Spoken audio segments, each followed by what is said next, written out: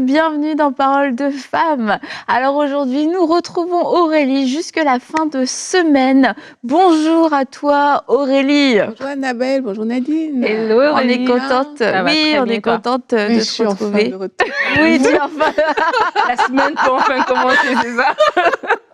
Sandra devait rester, mais Aurélie a dit non, moi aussi je veux venir aujourd'hui. Donc, elles se sont arrangées. Hein.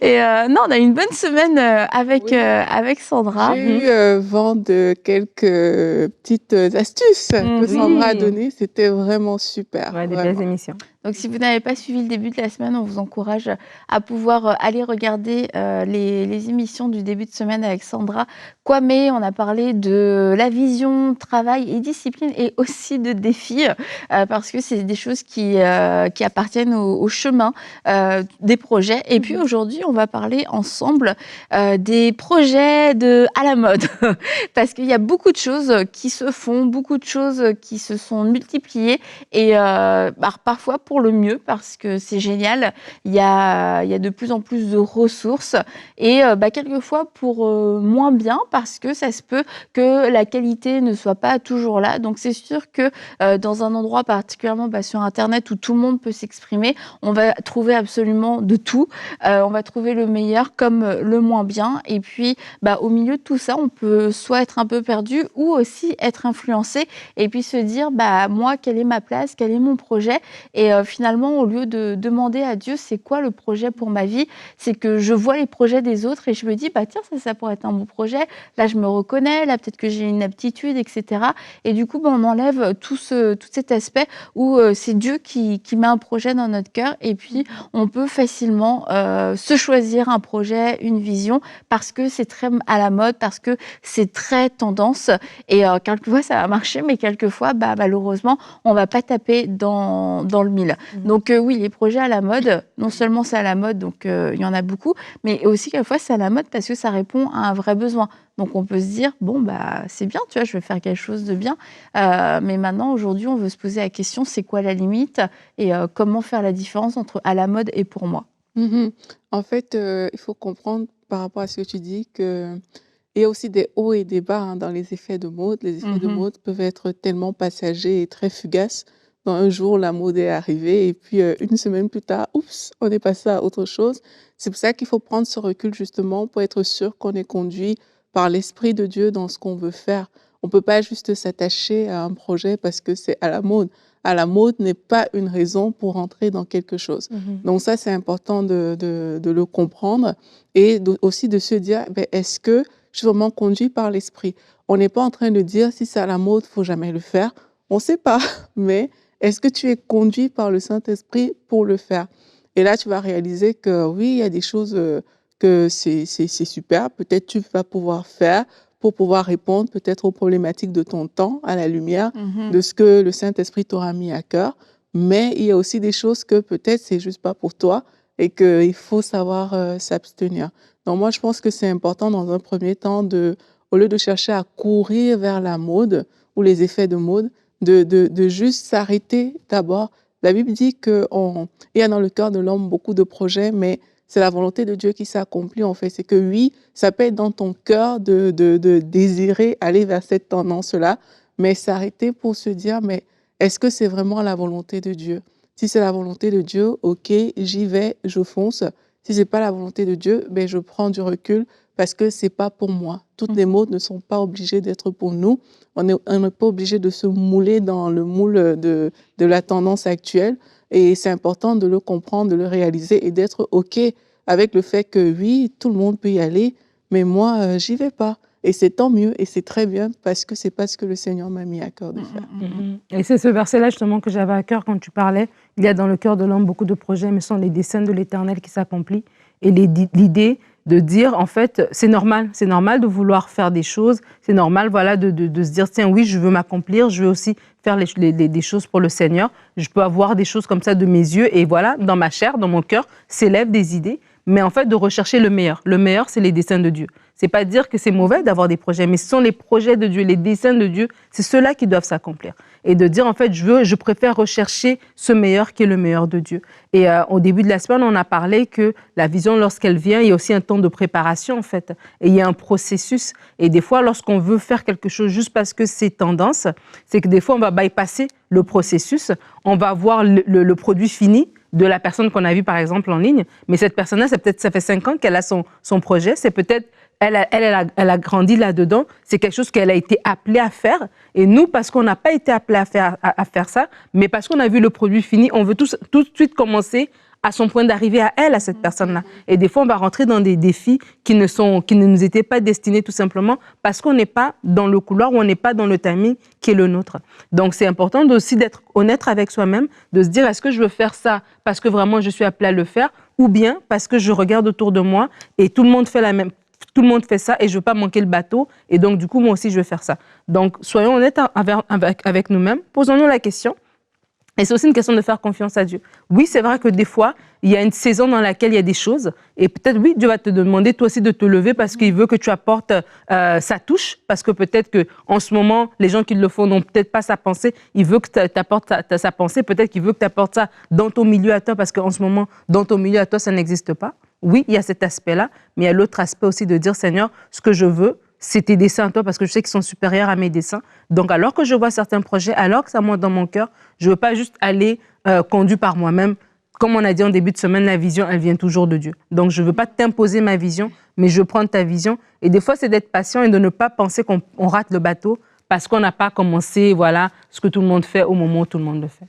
Il y a aussi une analyse personnelle qu'il faut faire pour connaître les tenants et les aboutissants de cette tendance. Parce que justement, comme tu dis, le côté va-vite des effets de mode, le côté tout le monde est là, il faut que je rentre dedans, ben, ça ne te donne pas assez de recul pour pouvoir calculer. Mais la Bible dit que si l'un de vous veut construire une tour, il s'assied d'abord pour calculer la dépense et voir s'il y a de quoi la terminer.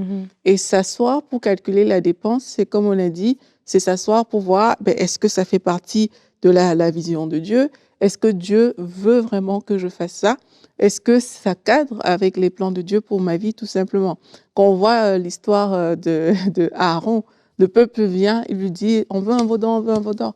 C'était leur tendance à ce moment-là, c'est que tout le monde voulait faire le veau d'or parce que Moïse n'était pas là. Et Aaron, il a suivi la tendance. On peut dire ça, c'est qu'il a succombé à l'effet de mode de ce temps-là, qui était de construire ce veau d'or, mais ce n'était pas la volonté de Dieu. Et quand Moïse il descend de la montagne, ben, on voit que il est en colère et tout ça. Le peuple, une fois de plus, met le Seigneur en colère. Donc, c'est bien de pouvoir prendre du recul. Si la parole de Dieu dit qu'on s'assoit pour calculer avant de bâtir une tour, ça veut dire que s'asseoir pour calculer est une étape importante. Et c'est pas parce qu'on est dans un effet de mode, c'est pas parce qu'on a l'impression que ça va vite et tout. D'ailleurs, parfois, ce n'est qu'une impression, hein, qu'on va pas prendre ce temps pour dire, OK, je vais m'asseoir. Si le Seigneur est avec toi, sache que le calcul aussi ira vite. Le calcul, s'il faut vraiment que tu embarques là-dedans, le calcul se fera aussi vite. La foi viendra, la confiance viendra. Mais si on se base uniquement sur les faits extérieurs, sans jamais chercher au plus profond, c'est ce que Dieu veut, ben, beaucoup de gens, d'ailleurs la Bible dit, hein, large est le chemin qui mène à la perdition. Beaucoup de gens peuvent emprunter un chemin, mais c'est pas pour autant que c'est le chemin qui mène à la vie, c'est pas pour autant que c'est le chemin de Dieu. Après, il y a aussi on peut faire deux petites nuances entre le projet, qui est vraiment quelque chose à la mode, qui est le truc que tout le monde, dont on va beaucoup entendre parler. Ça peut être des podcasts, coach, relooking, machin, etc. Bon, voilà, ça va être le projet. Mais il y a aussi le moyen d'accomplir le projet. Et là, on peut se dire, est-ce qu'il faut vraiment tout mettre sur les médias, blablabla. Là, le moyen, c'est différent, je dirais, parce que c'est se dire quel est l'impact qu'on va avoir. À l'époque, quand il y avait des réunions, il y a des gens qui allaient coller des affiches. Bon, maintenant, on colle plus trop d'affiches. Bon, c'est des méga gros panneaux publicitaires. Après, il y a eu le courrier, il y a eu le téléphone, il y a eu les emails, puis maintenant, il y a tous les réseaux, etc. Donc après, utiliser certains moyens à la mode pour avoir plus d'impact, pour atteindre un plus grand nombre, c'est différent que Ouais. de faire la chose à la mode. Donc là, je donnais quelques exemples par rapport au podcast, coaching, etc. C'est que ben, c'est des choses qui ont toujours existé. La radio existait. On appelait ça la radio avant d'appeler ça des podcasts. Et à un moment donné, ça a été très fort pour l'évangile, les podcasts. Mais en fait, les gens, j'ai l'impression, plus en tout cas à l'époque, peut-être que je suis naïve, mais j'ai l'impression que les gens utilisaient la radio parce qu'ils avaient déjà quelque chose à dire. Mais quelquefois, j'ai l'impression aujourd'hui qu'on utilise le moyen, puis qu'on essaye de rajouter quelque chose dedans. C'est genre, j'ai de la belle vaisselle, et puis je vais essayer de trouver ce que je vais mettre dedans. Mais en fait, un vrai restaurant, c'est parce que tu sais cuisiner que tu vas mettre quelque chose dans l'assiette. C'est pas parce que tu as une belle assiette que ça fait le repas. Puis j'ai l'impression qu'on est un peu dans ce temps où on inverse, en fait. On prend le support comme une fondation, mais en fait, le contenu, ce qu'on a à partager, peu importe, que ce soit dans le séculier ou que ce soit une approche ministérielle, c'est ça qui va être le plus important. Et d'ailleurs, même, il y a des choses qui, je crois, devraient rester dans le séculier et on ne devrait pas essayer d'en faire une approche ministérielle et puis du coup de se positionner en tant que leader spirituel, parce qu'on peut avoir une expertise, je sais pas, on peut avoir une expertise dans par exemple le maquillage, le style, etc. Mais ça fait pas forcément de nous quelqu'un qui va être à l'aise, qui va être habilité à enseigner sur l'identité, parce que c'est peut-être un sujet que je maîtrise pas assez au niveau des écritures pour pouvoir le transmettre au-delà d'une femme que je peux encourager, parce que ça, on peut tous le faire, mais d'en faire une formation payante où il y a 10 heures sur l'identité, alors que ta vraie expertise, c'est vraiment le maquillage, le style, etc. Mais n'ayons pas peur aussi de se dire, moi, c'est ça mon expertise, plutôt que dans le monde chrétien, vouloir absolument percer, mais ne pas avoir non plus ces fondations, ni l'appel pour pouvoir enseigner ce genre de sujet. Je suis tellement d'accord avec toi. En fait, j'ai un point similaire, c'est la même chose peut-être dit différemment, c'est de faire la différence entre une tendance pour bâtir ta vision versus une tendance pour communiquer, en fait. La vision, c'est quelque chose qui doit être inspiré de Dieu. Ça doit venir de Dieu, ça ne doit pas venir de ton entourage. C'est Dieu qui dépose la vision dans le cœur, c'est pas les effets de mode, c'est pas tout ce qui est autour. Par contre, la communication au niveau de ton projet, mais on communique avec les moyens de notre temps. C'est que, OK, il y a des moyens qui sont là. Si, par exemple, un moyen de communication est plus à la mode qu'un autre, c'est un outil, ça ne change rien. Il faut juste que ça respecte tes valeurs. Tant que ça respecte tes valeurs, c'est un outil peut-être qui va te permettre d'atteindre ta cible, mais c'est pas ça qui va déterminer la vision, parce que ta vision, elle doit venir directement de Dieu. Et c'est important de comprendre, de faire aussi cette nuance, parce que quelquefois, on peut s'embrouiller. On peut dire, OK, moi, je ne vais pas me retrouver ici ou là, sur tel réseau ou tel autre. Mais on oublie que ce n'est qu'un moyen, ce n'est qu'un canal. Le réseau en lui-même, c'est pas ta vision, en fait.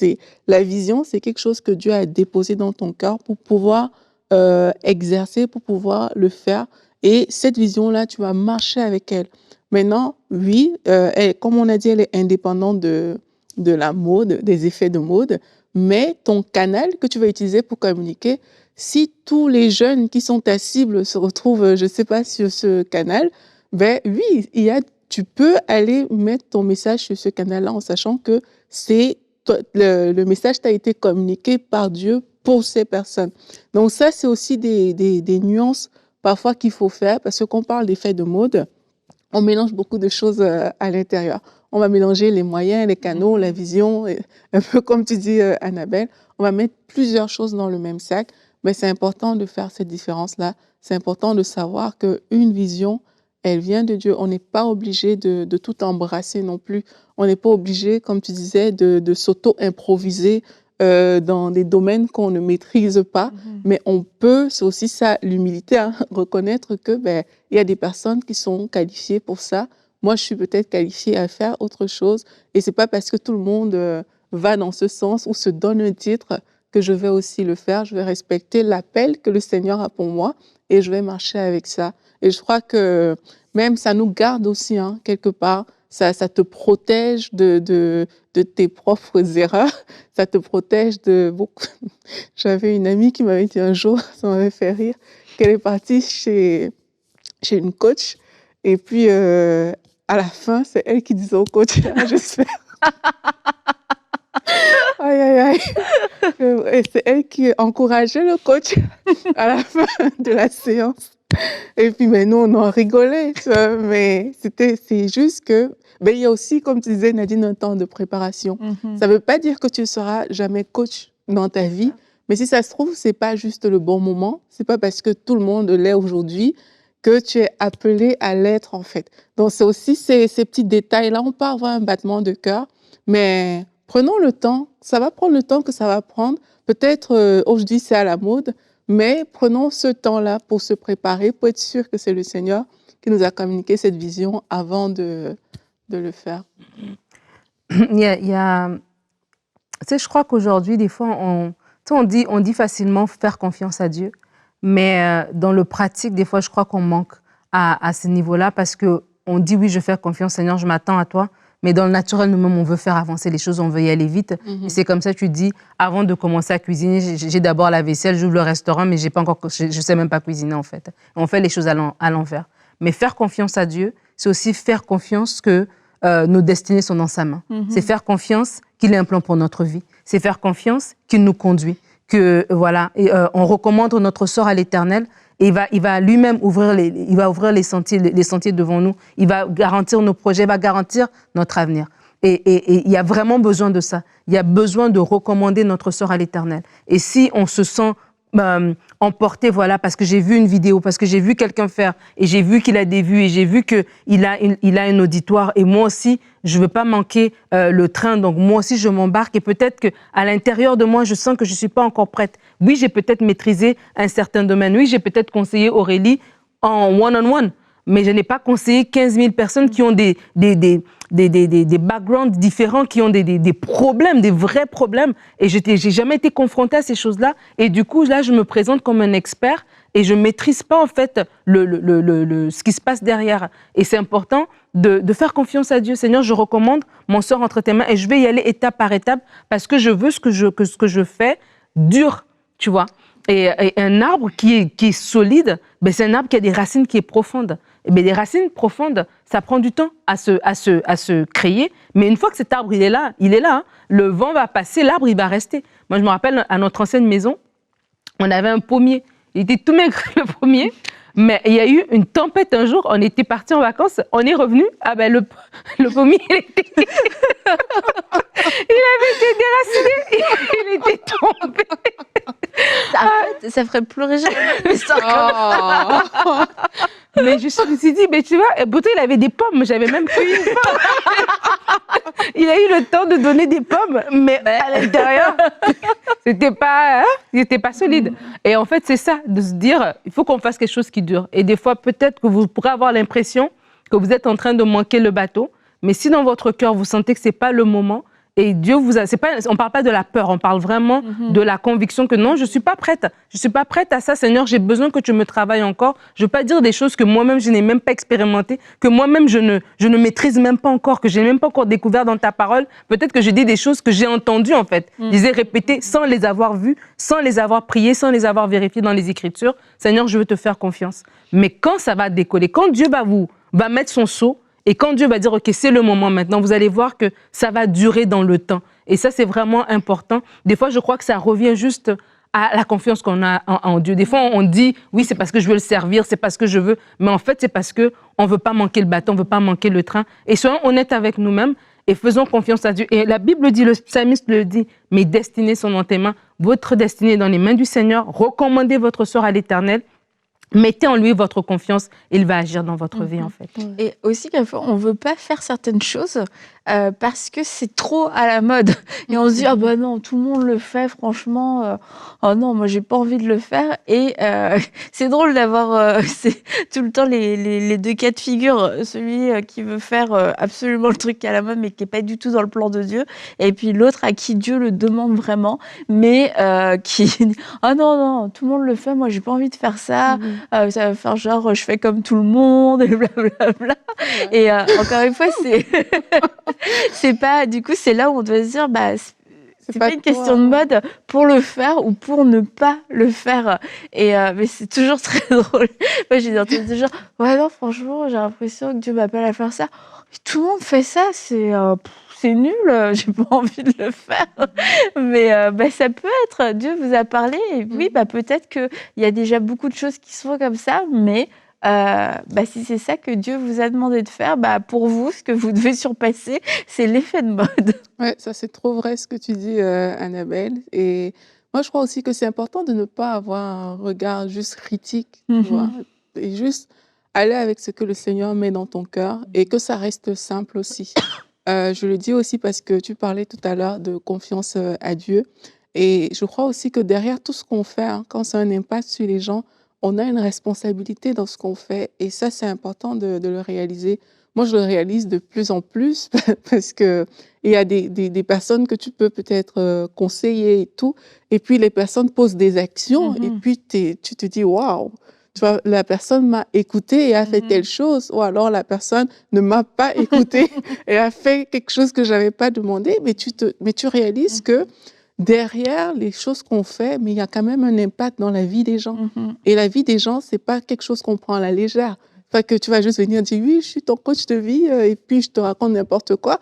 Et la personne va le faire, mais tu as une responsabilité dans ce que les gens vont faire. Et c'est important de le comprendre qu'on a cette responsabilité aussi devant Dieu, de dire, ben, il y a telle personne qui est là, à qui j'ai donné ce conseil. Et la Bible parle des personnes par qui le scandale arrive. Et c'est important de se dire que je veux pas être cette personne-là. Une personne va aller peut-être gâcher sa vie à cause des conseils que je lui ai donnés, parce que j'étais mal préparée, parce que j'ai pris un titre qui n'était pas le mien, parce que je voulais juste faire comme tout le monde. C'est important de prendre ce recul-là et de dire non, ça ne passera pas par moi.